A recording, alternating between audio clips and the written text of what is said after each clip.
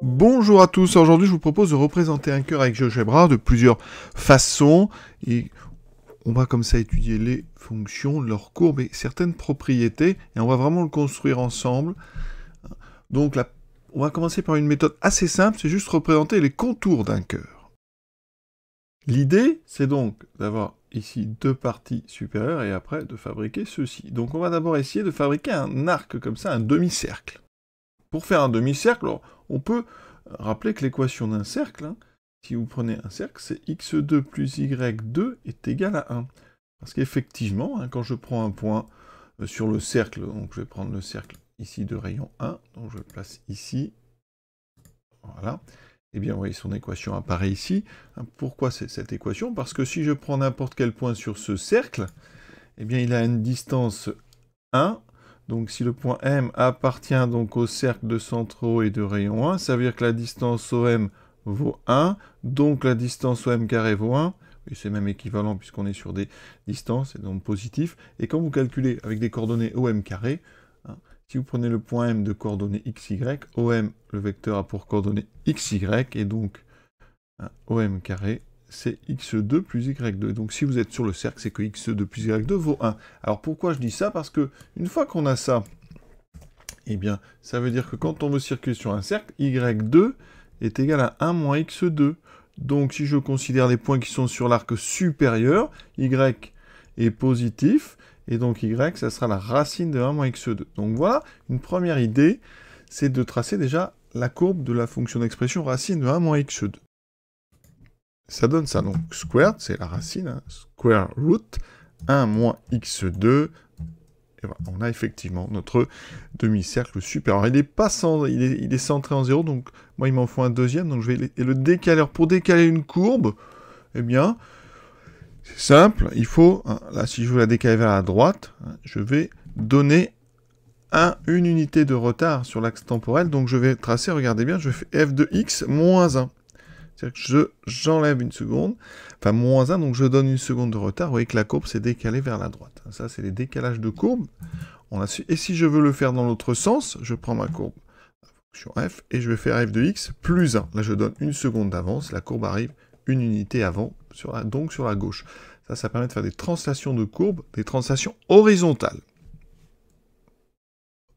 On peut, alors il y a des façons simples de compléter. On peut tracer premièrement un segment. On a un segment ici qui va de là à là, d'accord, ça frappe, c'est pas très joli si on fait ça, mais c'est vraiment, ici on a une intersection, ici la jointure est trop pointue, donc on va essayer de faire un petit peu mieux que ça. Pour la suite, on va aller chercher du côté de la racine carrée. Alors vous voyez, je fais la racine carrée, voilà, évidemment il faut connaître ces courbes. Elle est très intéressante pour cette partie-là, on a une tangente ici verticale, parce qu'ici, vous voyez, il faut que je reparte au niveau des extrémités droite et gauche, il faut que je reparte avec une tangente perpendiculaire. Donc il va falloir que j'inverse cette courbe et que je la mette vers le bas. Alors pour inverser une courbe, ici c'est simple. Par exemple, si on met ceci, regardez bien, alors là, elle va aller à gauche. Bon, ça m'intéresse pas trop. Ça veut dire qu'ici, si déjà à l'intérieur, par exemple, j'ai mis une valeur absolue, regardez ce que ça donne. J'ai déjà les deux côtés. Alors maintenant, si je veux inverser, que ça se passe par rapport à 2, alors ici, je vais mettre en 2 moins ceci. Qu'est-ce que ça donne?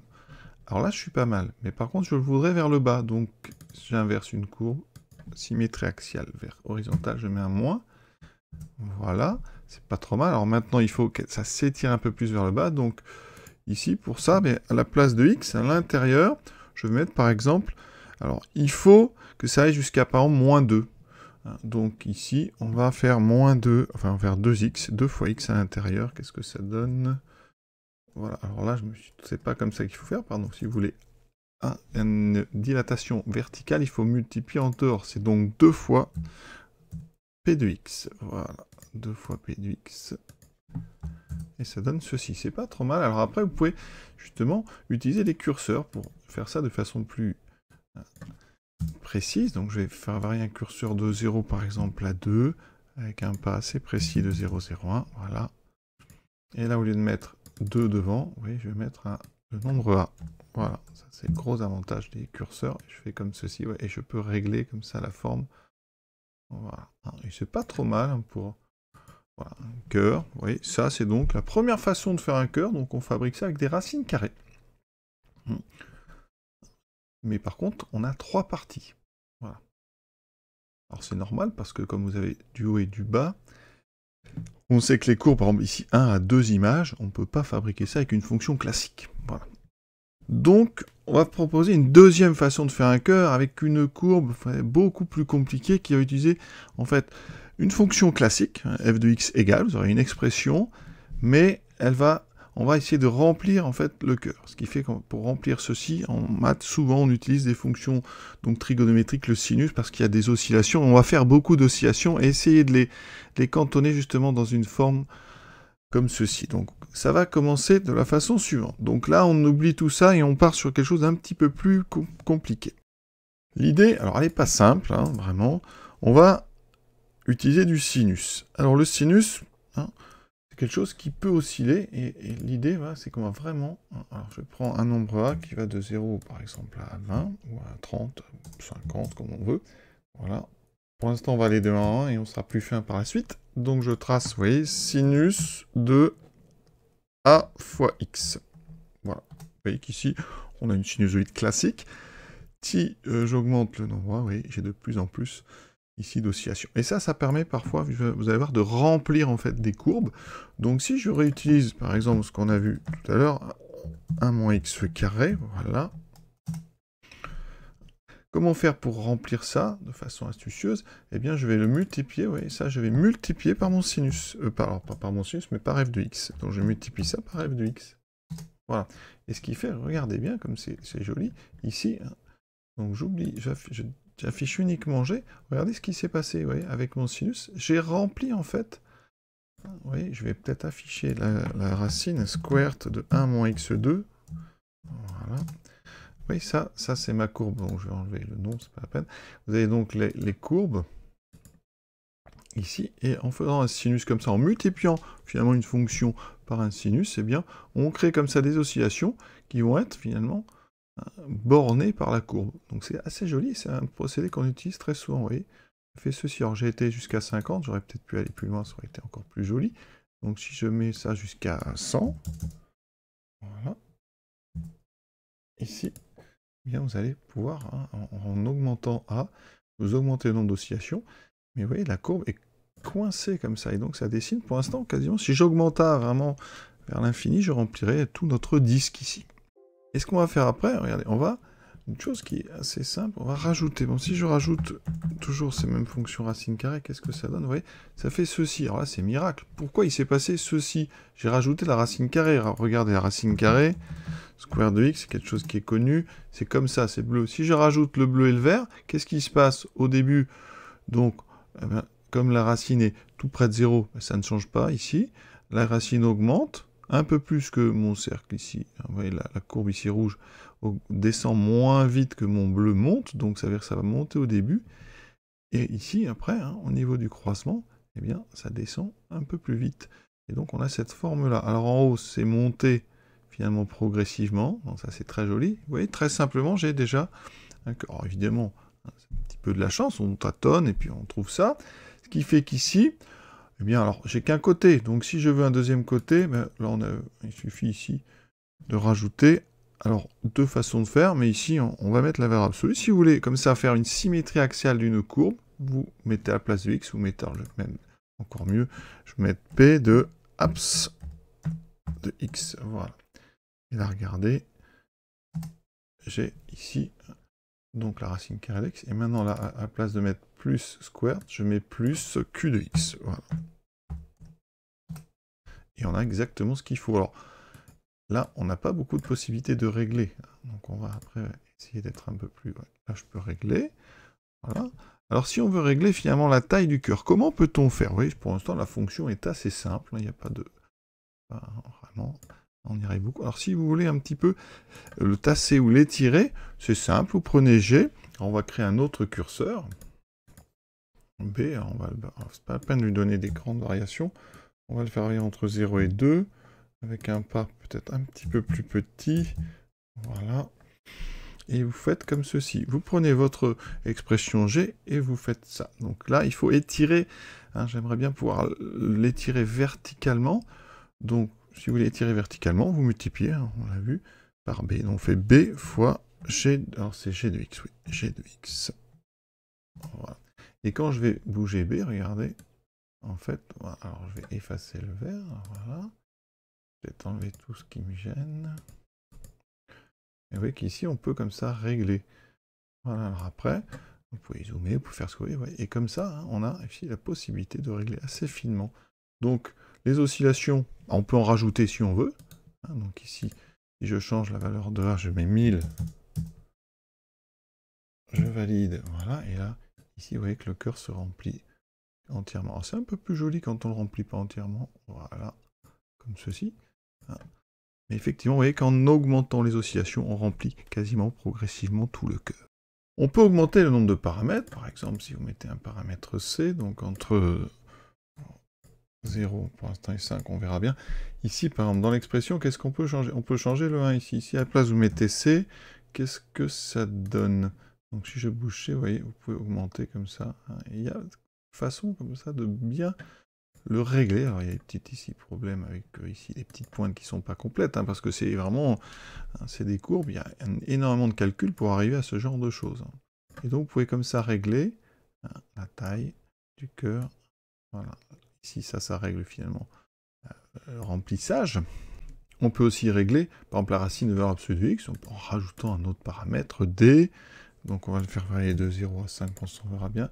Et ici, alors c'est dans Q de x, il faut que j'aille changer quelque chose. Q de x est ici. Donc on peut par exemple le multiplier par d. d fois Q de x, voilà, je valide. Et quand je change d, ça fait quoi? Oui, ça l'est. Donc vous pouvez comme ça vraiment changer beaucoup de paramètres. Hein, et choisir vous-même la forme qui vous convient le plus. Et vous voyez, avec des fonctions mathématiques qui sont finalement assez simples. On a une racine carrée, on a la valeur absolue très importante. Alors la valeur absolue, hein, c'est pas non plus une fonction très compliquée, c'est tout simplement la racine carrée de x carré. C'est-à-dire qu'ici, vous pouvez... Voilà, ça, c'est la valeur absolue, c'est racine carrée de x carré. Hein. Donc en fait, on utilise quoi? Du carré et des racines carrées et la fonction sinus qui permet justement de ces oscillations et le remplissage. Maintenant, on va passer en 3D pour finir. Voilà. Donc, on a ceci en 3D. Vous avez le cœur qui est dans le plan. Et on va, évidemment, pour faire un cœur, il va falloir remonter et le diminuer petit à petit. Parce que pour l'instant, regardez, si je fais, alors simplement, si je trace ces points de coordonnées x, f de x, ça c'est x, y, et z, par exemple, si je mets 2, ben regardez, alors c'est pas f de x par contre, c'est r de x qui m'intéresse, voilà. Et bien, regardez. J'ai exactement ceci. J'ai donc un cœur, mais qui est à une ordonnée, une cote de 2. Hein. Z égale à 2. Je peux faire varier 2, et donc j'aurai comme ça une colonne formée. Alors, par exemple, on va créer un curseur. Voilà. Je vais prendre le curseur K entre moins 5 et 5. Regardez, si à la place de 2 ici, je mets K, eh bien, j'ai une sorte de cylindre de cœur ici. Quand je vais faire bouger K, il est ici. Voilà, j'ai un cœur qui change d'auteur. Ce qu'il faudrait, c'est que mon cœur, finalement, en remontant, elle se diminue petit à petit ou réaugmente. Voilà. Donc il va falloir faire varier K et faire varier justement R de U en fonction de K. Donc ce qu'on peut faire, alors on va créer une fonction S. Alors la suivante, on va par exemple multiplier par K, donc K fois, et on va ici réduire donc K fois R de X sur K, ça devrait passer X sur K. Voilà. Je valide, voilà. Alors évidemment, c'est très gros. Donc pour l'instant, quand je fais varier K, vous voyez, on a ceci. Voilà, alors il y a des problèmes sur les signes, donc il faut régler. Donc K, on va déjà, propriété, on va mettre de 0 à 5. Alors on n'est pas obligé jusqu'à 5, hein, on va mettre 0 à 2 par exemple. Qu'est-ce que ça donne ceci pour l'instant? Donc si je fais varier K, voilà. Alors, on n'est pas trop mal, hein, ça grandit. Et vous voyez qu'en montant, alors par contre, ce qui ne va pas, c'est que c'est celui d'en bas qui bouge, et l'autre ici ne bouge pas. Donc qu'est-ce qu'il faut régler? Alors déjà, ça s'appelle T de X. Donc ici, il ne faut plus que j'affiche ceci, il faut que j'affiche T de U. Voilà, c'est peut-être ça le problème.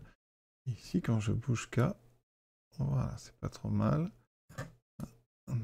Voilà, ça c'est bien. Par contre, c'est inversé, oui.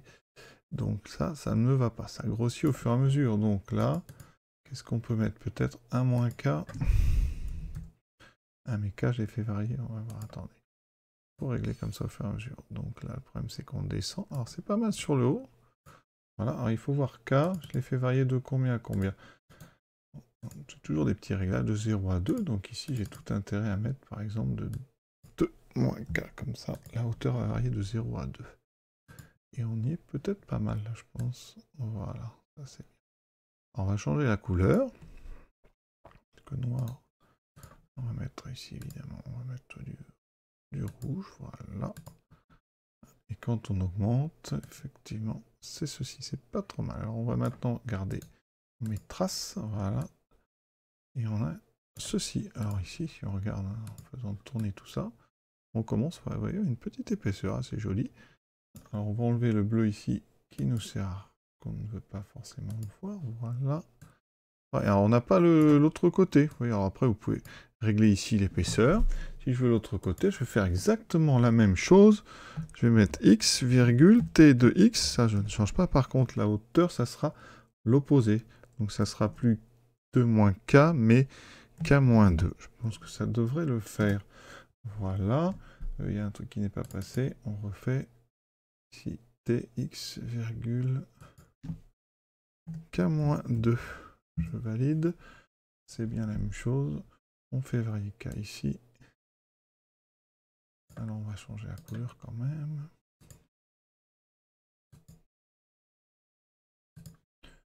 Voilà. Ici, donc quand je bouge, j'obtiens ceci. Alors évidemment, il faut mettre la trace. Voilà. Et effectivement, quand vous tournez, alors c'est pas parfait, hein, mais c'est déjà assez joli. Vous voyez, on a réussi à faire comme ça des couches successives qui forment finalement une épaisseur. Voilà, et on va s'arrêter là parce qu'après on peut évidemment, je pense, faire beaucoup mieux. Hein, c'est pour montrer un petit peu comment on peut jouer en 3D sur les paramètres. Voilà. Alors on a utilisé, hein, je répète, des fonctions vraiment très simples. Hein, donc on a la racine carrée, le sinus. Voilà. La valeur absolue étant la racine de x2. On a donc juste racine carrée x2 et les sinus. Et avec ça, vous voyez, on arrive à faire des jolies choses. Voilà. Donc je vous souhaite une bonne fin de journée à tous. On va s'arrêter là. Et à bientôt.